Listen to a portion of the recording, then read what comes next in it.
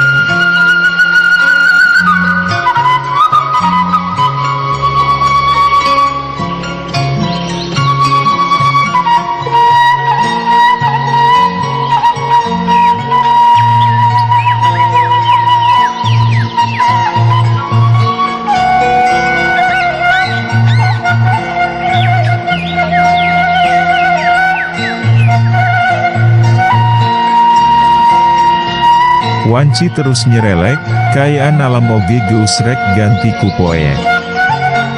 Dina mangsa harita, sang geus tutap tutup jandela teh ari emah oyoh maah malah lujak lejek di tepas imah. Sarta meus-meus lunga-lengo nempoan jalan anu aya di peuntas seun buruan. Naka amana budak teh atuh, nya, sok pika melangon kolot wae, gerendengna emah oyoh. Kalayan paroman anu kebek ku kamelang. Kenya, keur ngadagoan jangopan sigana maah eta awewe anu kawilang geus aya umuran teh, anu nepi ka harita anakna teh masih keneh tacan mulang. Geus kitu biasana ari kolot maah ka anu jadi anak teh, gede ku gedena, tapi angger wisok loba kahariwang. Sabot kitu, kurunyung Mang Sodik. Aya jangopan teh, tanya Mang Sodik sanggeus aya di harupoune maha oyo. Nyeta atuh, caan mulang keneh wae geuning, Jang Sodik melang emama bisi kumaonam. Ka mana heula atuh cenah budak teh? Ka atuh, urang tanya keun ka Jang Turi, nya. Siga anu milu mang melang keun pisan Mang Sodik oge katempona teh. Ema oyoh tibang unggeuk. Geus kitu mah gura-giru bae Mang Sodik oge ninggal keun eta buruan. Meh bareng pisan jeung ngaleosna Mang Sodik, kurunyung saurang lalaki, anu dina mangsa isuk-isukna kungsi ngomong hayang ngawangkong jeung Jang Opan teh. Jang Opan teh geus balik, tanya eta lalaki. Sidik acan keur ngadadagoan kuring dirieu teh. Melang. Nyimpang heula ka babaturanana, neureun. Teuing atuh, da Jang Sodik oge geus pulang anting nananya keun ka unggal babaturanana si Opan, tapi saurang oge eweuh anu nyahoeun.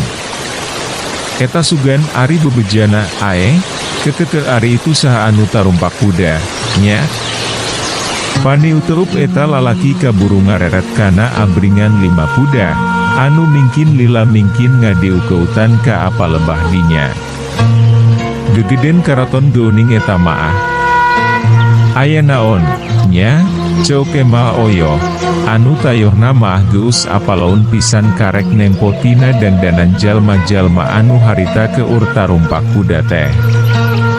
Aih geuning itu jangopan sakuda jeung Kipati, tempasna eta lalaki sanggeusna sidik. Panasaran meureun bakatku hayang mastikeun, antukna maah gura-giru bai-bai ema oyoh oge ngojengkan ka aburuan. Barang geus bener-bener sidik, nepi ka kurang kerung ema oyoh maah, sabab tetela kekecapan lalaki anu harita keurngan janteng di gigi reunana teh bener pisan, katembong Kipatih keur sakuda jeung jang opan. Waduh aya naon, nya. Ema oyoh siga anu dumadakan tagiur teu puguh rasa.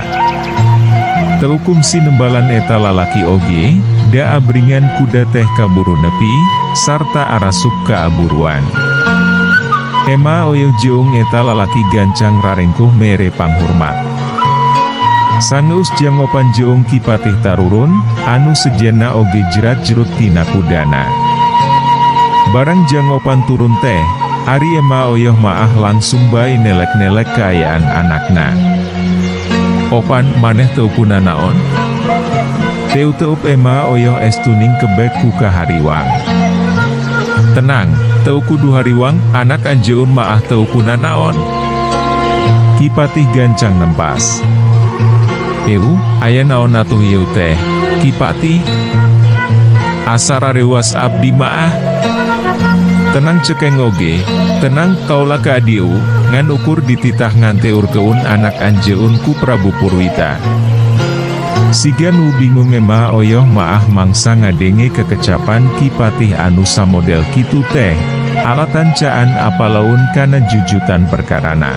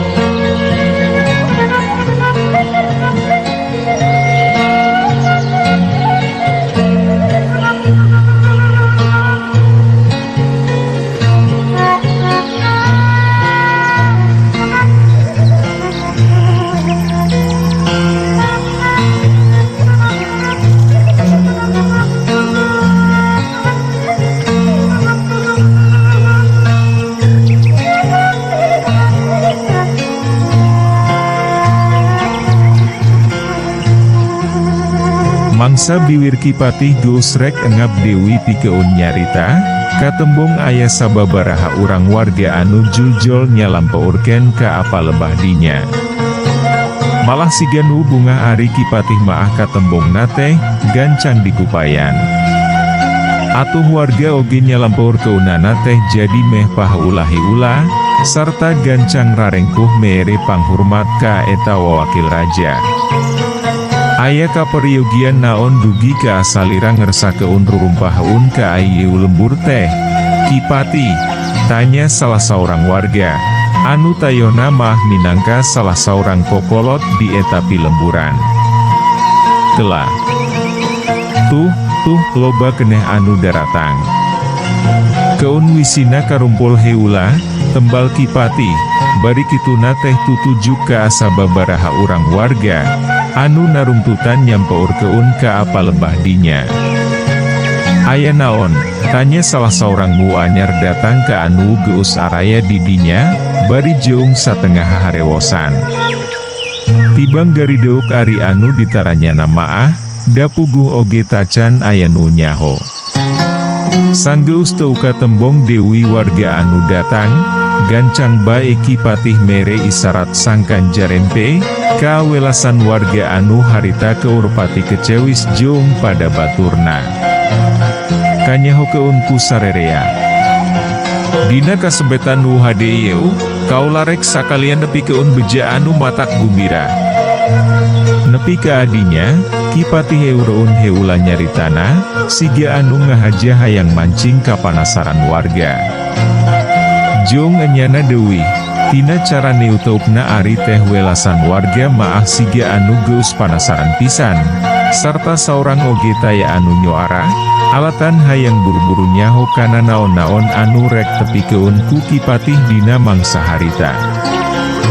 Dina poe bio pisan, alhamdulillah nyimas ninglum teh geus sadar Dewi, sarta kaayaanana oge geus leuwih jag-jagbatan samemehna. Kipatih neruskeun Dewi diantarana. Alhamdulillah. Nyimas putri geus cagur cenah, nya syukur wiyah karunya, geringna geus lila teuing. Nya, geus pikawatireun pisan cenah ari ceuk bah omo maah kayana oge. Kitu diantara galecokna warga jeung pada baturna dina mangsa harita teh. Kipatih oge teu langsung ngomong Dewi, tibang rutret bae siga anu hayang mere kasempetan kaawelasan warga. Saha sareng urang mana anu parantos tiasa ngalandongan nyimas putri teh? Kipatih, tanya saurang lalaki anu geus kawilang aya umuran. Hayang nyaho anu ngubaranana. Kipatih rutret ka anu araya didinya. Ditanya kitu teh welasan warga maah meh bareng arumbuk sarta pating palencrong, kasup ema oyoh anu tita ditibang milu ngaregepken. Tah, buda ieu anu geusnya geukeun nyimas ningrum teh, ceuk Kipatih, kituna teh bari dibarengan ku nepakan tak-takna jang opan. Euloh ku jang opan geuning cageurna teh cenah, Masya Allah, asa teu ku nyangka pisan. Kapana nyirup mi oge, cageurna teh ku jang opan. Atuh bakal dikawinkeun ka nyimas putri jang opan teh, Kitu diantara galecokna Dewi welasan warga jeung pada baturna, anu harita keur araya didinya.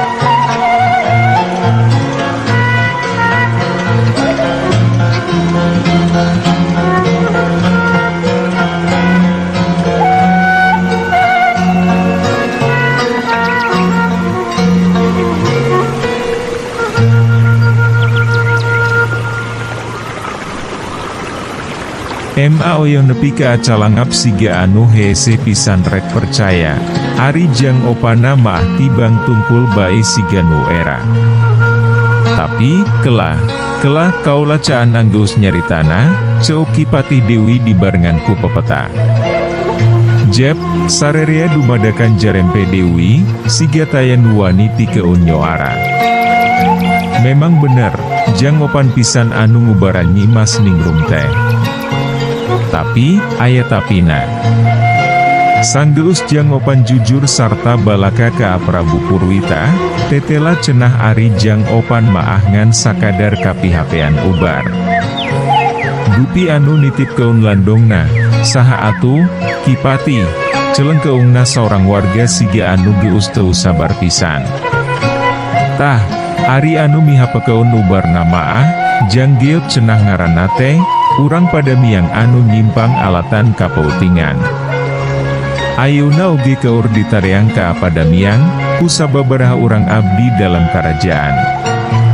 Tapi, sok sanajan jang opan ngan saukur nepi keun ubar anu ti jang geot tea, kaula maah ngarasa reuus, sabab basa ceok Prabu Purwita rek dikawin keun ka Anyimas Ningrum teh jang opan maah langsung balaka, perkara saha-sahana anu leuwih pantes narima hadiah saemabara. Kipatih Rutret kalaya nembong keun paroman anu daria. Jang geot nu mana tea jang geot teh, nya, teuing kuring geteu nyaho. Basa di panggawean maah, ceoyoh oge ngobrolna kitu, aya jajakan nu milu meuting cenah, ngaranna jang geot. Lintu bayuyuh tapi kasep, jeung bageur pisan deuwih canah maah budakna teh. Tanpa aya anu ngomando, welasan warga jadi galecok Dewi jeung pada baturna. Ema oyoh tibang bengong. Ari jang opan maah, sanggeus Kipatih ngabeja keun perkara anu sabenerna teh, katembongna siga nu ngemplong. Geus, ayeuna maah geura balubar, geura ka acara geus magrib. Ceok Kipatih, semu di jero keun. Taya anu wani ngabangkang kabeh oge, sanggeus rarengku heula tanda mihormat teh, harita keneh welasan warga balubar, sarta galecok sapanjang jalan. Ari jang opan, geus kitu maah gura-giru bae nyampur keun nu jadi indungna. Hapunten, Emma. Opan teu jujur ka Emma. Henteu ngiring milarian hayam camani sareng si geot ari salaresna maah opan teh, langsung bae ka Apurajaya. Sanesna naon, ari wawartos heula maah bilih Emma teu ngawidian. Jang opan gancang sasadu. Enya, keun bae. Ngan melangwi Emma maah matak ti tadi lengodewi ka ajalan teh. Jang sodik oge geus pulang anting nananya keun ka unggal babaturan maneh. Euluh hawatos teuing. Sabot jang opan keur ngawarangkong jeung indungna, ari Kipatih maah gancang bae mere isarat ka opat abdi dalam anu marengan dirina. Anu diperentahna siga nuwu langsung surti, gura-giru bae nurun-nurun keun peti jeung babawaan anu sejena tina tonggom kuda, sarta diparanggul diangkutan ka ajero imah. Naon eta teh, Kipati? Teu-teu Emma oyoh estuing kebek ku kapanasaran. Hadiah ti Prabu Purwita. Tarimawi, da anak anjeun oge geus jadi cukang lantaran cageurna Dewi Nyimas Ningrum. Aehnya, jang opan anteur heula kaula ka kolotna nyirupni tea, sabab ayeuna keneh kudu bisa kabawa ka Karaton Purajaya, tembal Kipati, ditungtungan ku nyarita ka jang opan. Mangga, Kipati. Jang opan haget nyanggupan. Aya naon Dewi pangna bade nyandak sepuhna nyirupni ka karaton teh, Kipati? Emma oyoh siga nu rewas. Tuh itu sepuhna nyirupni teh, Kipati, ceok jang opan, samemeh Kipatih nembalan kana pananya tinu jadi indungna, kituna teh bari semu curing hak tutunjuk ka apa lebah jalan anu kungsi diliwatan.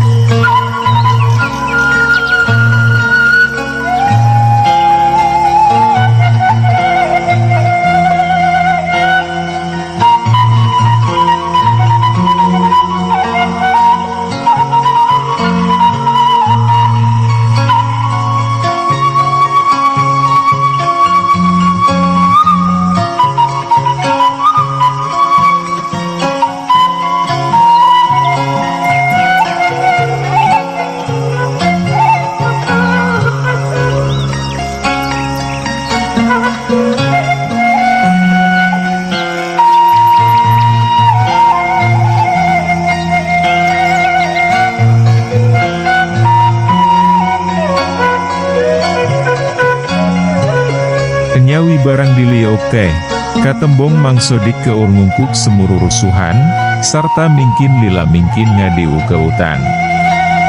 Ema oyoh siga anu mingkin tagiur teu genah rasa, tayohna maah sok siun Mang Sodik bikukumaha. Barang serop kaburuan, Mang Sodik maah siga nu reug-reug mangsa nempo jang opan teh. Sanggeus ngadiu keutan heula Kipatih jeung opat abdi dalam anu marenganana, gancang bae rengkuh mere panghormat. Saurna, nyimas putri teh parantos damang, Kipatih, tanya Mang Sodik, anu tayohna maah geus nampa bejati jalma-jalma anu karek marulang tidinya. Anjeun kolotna Nyi Rukmi teh. Batan nembalan kana pananya Mang Sodik, ari Kipatih malah malik tumanya. Leres pisan, Kipatih. Siga nu bingung Mang Sodik maah mangsa ditanya kitu teh. Hayu, ayuna keneh milu jeung kaula ka karaton. Bade naon, Kipatih? Mang Sodik siga nu rewas. Kalem wida moal bikukumaha. Tibang sakitu Kipatih maah nembalana teh. Naning, pan abdi teh kedah wawartos heula ka anu aya di rorompok, Kipatih. Teu kudu. Gampang perkara eta maah, engke wisina dibejakeun ku Jang Opan. Siga anu teu wani rek nembal deui, antukna maah Mang Sodik oge nyanggupan pikeun dibawa karaton Purajaya, sejang ngadiu heus ka anu jadi raja. Sanggeus patingkah lacat kana kuda, gancang bae Kipatih ngawakilan amitan ka ema oyoh jeung ka Jang Opan. Sing balener jaragana, ceok Kipatih, mangsa geus rek indit pisan. Nepi ka apa tingkarung ema oyoh jeung Jang Opan maah, sabab geus puguh dina carane uteukna oge, YSN Kipatih teh lain keur ngajak ngomong ka adirina. Teu malire ka anu keur karerung, gura-giru bae geus kitu maah Kipatih mawa Mang Sodik ninggalkeun eta buruan, ditaluturkeun ku opat abdi dalam anu marengan. Rek dikumahakeun Jang Sodik teh? Melang ema maah, ceuk ema oyo, mangsa abringan kuda geus rada jauh ninggalkeun buruan. Tenang, ema mending oge hayu urang ka alebet, engke ku opan dicarioskeun. Teu kungsi ngomong deui, geus kitu maah gura-giru bae ema oyoh ngoloyor ka jero imah, nuturkeun Jang Opan anu geus leuwih tih ulang ngalengkahkeun sukuna. Wanci beurang geus bener-bener ilang nyumput keun caang, diganti ku datangna wanci peuting anu mingkin lila mingkin moekan.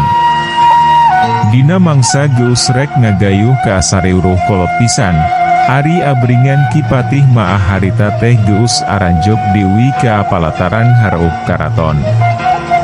Sajurutna tina kuda, gura-giru bae Kipatih ngajak Mang Sodik nguru ka rohangan utama, ditaluturkeun ku opat abdi dalam anu marenganana. Geus diomongan heula mangsa di jalan sigana emaha, dasa jeroning nuturkeun Kipatihna teh geus katembong kasiun atawa karempan dina paroman biungutna. Sanepina ka anu dijugjuk, mangsa Kipatih geus ngabejakeun perkara saha-sahana Mang Sodik teh, estuning dibagiakeun kalayan dareh deh pisan.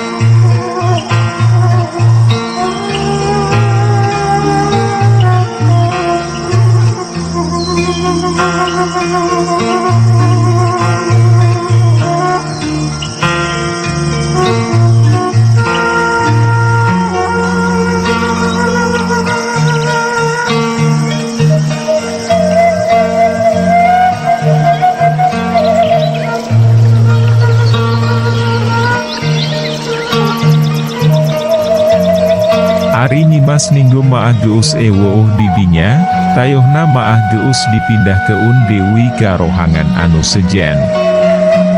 Jadi, anjeun teh kolotna Nyi Rukmi, tanya Prabu Purwita, sanggeus Mang Sodik merenah diupna. Leres pisan, Kanjeng Prabu. Jujur, abdi mah panasaran rehna dugi ka adipawarang ngadiuheus ka asalira teh. Kieu, Mang Sodik kaula aya pamenta ka anjeun. Pamundut perkawis naon, Kanjeng Prabu? Jang Opan, cenah maah neun-deun hate kadua lautik ka anak anjeun anu ngaranna Rukmi. Tah, kusabab eta budak geus jadi cukang lantaran cageurna Dewi anak kaula, mangka kaula teh hayang ngabagjakeun, ku jalan ngawinkeun Jang Opan ka anak anjeun. Kumaha kira-kirana, panuju teu lamun kitu? Perkara waragat hajatanana maah keun bae jadi tanggung jawab kaula. Batan langsung nembalan, Ari Mang Sodik maah malah ngehke, kalayan siga anu geus teu kuat pikeun ditahan-tahan. Naha malah seweudian kitu? Prabu Purwita rada kerung. Teu kedah repot-repot padahal maah, Kanjeng Prabu, make jeung niwarang ngadeuheuh sagala ari mumbade ngabahas perkawis eta maah. Dapun anak oge basa wengi kamari teh parantos balaka, saurna teh katarik atiku Jang Opan, anu parantos kersa nulungan. Ngadingi kekecapan anu samodel kitu ti Mang Sodik teh, Ari Prabu Purwita jeung anu sejena maah tibang silih reret bari pating polohok sakedeung, sarta pikeun anu saterusna maah ngadon saleu seurian siga anu ngunah pisan. Hahaha. Batu turun ke usik naik atau ari kitu maah. Nya syukurwi, jadi leuwih reug-reug ka kaulana oge. Enya, ari ayeuna, rek mauting di dieu atawa rek langsung mulang, tanya Prabu Purwita sanggeus rada rerep seuseurianana. Upami diwidian maah bade sanggalna wangsul wi abdi teh, da melangka anu dirorompok. Nya heuk ari kitu maah.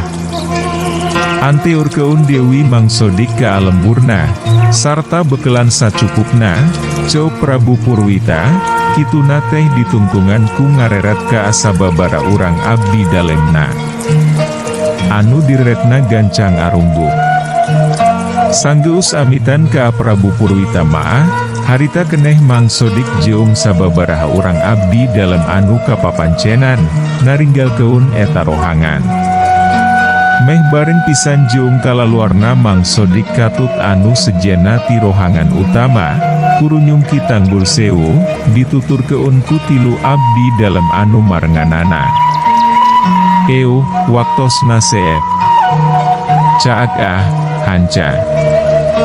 Urang simpen di handeuleum sium paragi nyokot ninggal keun, enjing urang sampeur Dewi, hapunten palamitra kanggo nyumangetken sim kuring, Mang Augustin ngadongeng teh, nuhun keun di subscribe, di like sareng di komen, atanapi di share manawi masih aya keneh nu resepeun kana dongeng, supados teu kakantun carios salajeungna.